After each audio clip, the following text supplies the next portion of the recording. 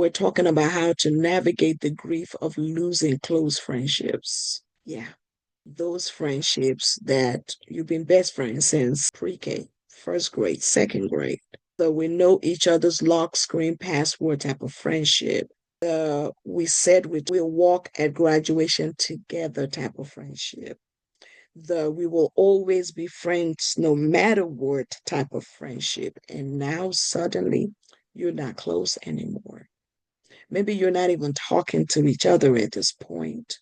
Maybe you walk past each other in the hallway like strangers and your stomach just drops. If that's you right now, first of all, you're not crazy, you're not dramatic, and you're not weak.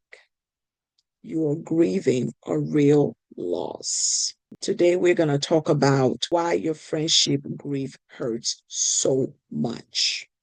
We're going to normalize all your messy feelings and we're going to walk through the grace framework step by step for this kind of pain and also provide you with practical ways to start healing, even if the friendship never goes back to what it was. So I want you to grab your journal, grab some water, grab a snack, and breathe with me today. If you don't have a notebook, open the notes app on your phone so you're able to take some notes. Let's get started. Friendship breakups are real breakups. I want you to know that. We talk all day about romantic breakups, sad playlists, breakup memes, ice cream, crime shows, but losing a friend? You see, the thing is, people just act like you're just supposed to get over it or make new friends. No, let's name it. When you lose a close friend, you lose a routine. The person you text first thing in the morning or send memes to at night.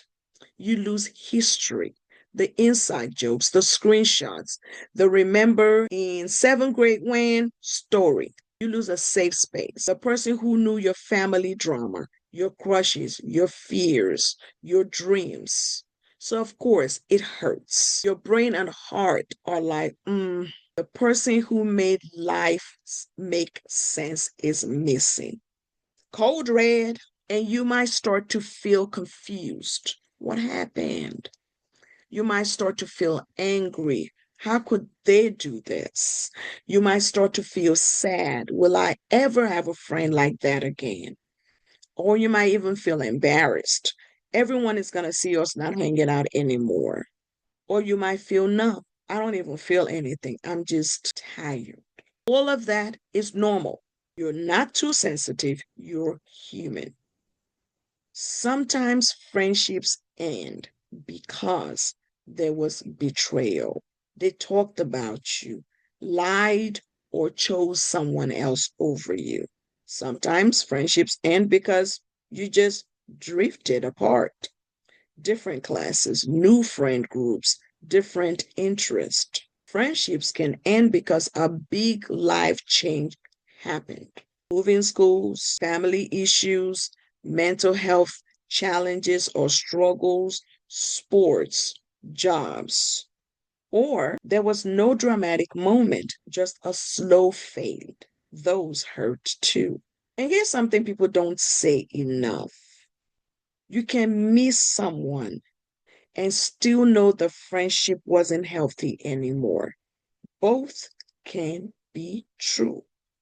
Those two things can be true. But the thing is, you have to understand your feelings before you can fix them. Before we jump into the grace framework, I want you to picture this. You're holding a backpack, and every time you shove an emotion down, I am fine. It's whatever. I don't care. You're just stuffing another brick into that backpack. You can still walk, you can still go to school, you can still laugh, but sooner or later, your back is going to hurt. Your energy is going to drop, and you're going to be like, why am I so exhausted all the time? That's because you continue to carry that emotional weight in that backpack around. So, in this episode, we're not stuffing it down. We're unpacking that backpack one brick at a time. using the GRACE framework. Let's break down friendship grief specifically, and we'll walk through each letter in detail, starting with gratitude. Gratitude allows you to honor what it was, not pretending that it didn't hurt. So, gratitude is not, I'm glad this friendship ended. Yay! Absolutely not. Gratitude in this situation means even though it hurts, I can still honor the good that existed. You want to ask yourself, what did this friendship bring into my life while it was good? Was it laughter? Was it peace? Was it joy? What did I learn about myself from being friends with this person? What memories still make me smile, even if things are different now between us? For example, maybe you and your best friend stayed on FaceTime for hours during quarantine 2020. You hyping each other up when life was weird and lonely, because it was weird and lonely at that time. Maybe they were the first person who sat with you when you were new at the school, when you first met them. You don't have to erase those memories just because the ending wasn't perfect. Gratitude lets you say that season mattered, that version of us was real. And you can say out loud or journal, I am grateful for the night we laughed until we cried. I'm grateful that I learned how to open up to someone. I'm grateful that this friendship showed me what I value in people. And it doesn't erase the pain, but it softens the edges. It reminds you your story isn't just about loss, it's about love, growth, and experiences that shaped you. Reflection allows you to think about what actually happened versus the story in your head. Reflection is powerful. It's not about blaming yourself or obsessing over every detail. It's about gently asking, what actually happened and what can I learn from it? Because sometimes the story in your head is, I must be the problem. I'm not good enough to keep friends. Everyone always leaves me. But when we slow down and reflect, you might see you were growing in different directions. They were dealing with stuff that you didn't know about. Or maybe the dynamic got unhealthy. Constant drama, gossip, jealousy, or disrespect. Or maybe we both made mistakes, said hurtful things, and didn't communicate clearly. So here are the things I want you to ask yourself. When did I first notice the friendship starting to change? Did I communicate my feelings or did I just pull away or shut down? Were there red flags that I ignored because I didn't want to lose this person? What do I wish I had done differently? Not beat yourself up, but to grow. So let's say, for example, you notice your friend starting to hang out with another group more than they're hanging out with you. Instead of saying, hey, I miss you, you started posting low-key shady quotes on your story or ignoring them back. That's petty, y'all. We don't do that. So here's how reflection helps you. It might sound like, okay, I can't control what they did, but next time I want to use my voice earlier instead of going silent. Reflection is about clarity and accountability, not self-hate. Affirmations allow you to rebuild how you see yourself, because friendship grief can wreck your self-esteem if you are not careful. When a close friend pulls away or things end badly, your brain might whisper these types of lies to you. You are replaceable. You're too much. You're not worth staying for. Affirmations help you to change that script. Flip the script. We're not talking about fake, cheesy lines like I'm a perfect angel who has never made a mistake. No, we're talking about truthful, powerful statements that remind you who you are beyond this friendship. Here are some grace-based affirmations I want you to use. I am worthy of friendships where I feel seen, heard, and valued. Losing this friendship does not erase my kindness, loyalty, or love. I am growing into someone who chooses healthy connections. It's safe for me to outgrow people and still love the memories. I deserve relationships that are mutual, not one sided. You can write this on sticky notes. You can put them on your phone as reminders. You can say them in the mirror. Yes, even if it feels weird. That's okay. Use them as journal prompts. What makes this affirmation true for me? You see your ex-friend posting with their new besties, and insecurity punches you in the chest. Instead of spiraling into, wow, I was the problem, I want you to pause and say, them finding other friendships doesn't mean I'm not good enough. I'm not for everybody, and that's okay. The right people will choose me too. Affirmations help you to not let one broken friendship define your identity. Let's talk about your connections. This is all about letting yourself be supported and making room for new people. Now, this one is a little tricky because when we're hurt, the temptation is I'm done with people. I don't need anyone. I'm better alone. And listen, a little solo season to heal, healthy. Shutting everyone out forever, not so much. Connection in this context means letting yourself be supported instead of pretending you're fine. Opening your heart slowly, not shutting it permanently. Remembering that one friend is not your only possible friend. Who can you connect with right now? Find a trusted adult. They could be your parent, mentor, counselor, coach, your teacher. Find another friend who you may not be super close to yet, but who is kind and steady. Find a sibling or a cousin who actually understands how your family works. Find online communities or youth groups that are positive and safe. Let me give you an example.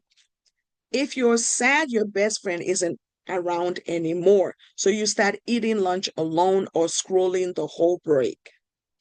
A connection shift might look like sitting with a different group, even if you feel a little awkward at first. Joining a club, a team, or group where people share your interest. Saying yes when someone invites you to hang out instead of dramatically or automatically saying, nah, I'm good.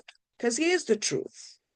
Sometimes losing one friendship makes space for friendship that match the version of you are becoming, not the version you used to be.